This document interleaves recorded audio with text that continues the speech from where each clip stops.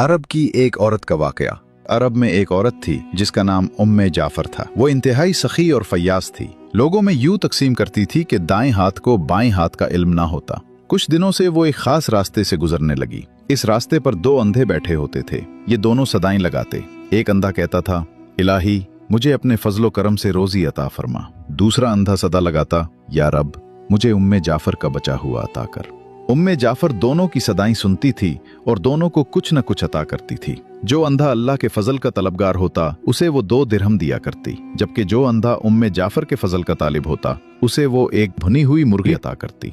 दिलचस्प बात यह थी कि जिसे भुनी हुई मुर्गी मिलती वो अपनी मुर्गी दूसरे अंधे को 2 दिरहम में बेच देता। ये सिलसिला कई दिनों तक चलता रहा। एक दिन उम्मे जाफर उस अंधे के पास आई जो उससे कहा करता था, या रब मुझे उम्मे जाफर का बचा हुआ अता कर। उम्मे जाफर ने उससे पूछा, क्या तुम्हें 100 दिनार मिले हैं? अंधा हैरान हो गया और बोला, नहीं, मुझे तो सिर्फ एक भुनी हुई मुर्गी मिलती थी जिसे मैं 2 दिरहम में बेच देता था।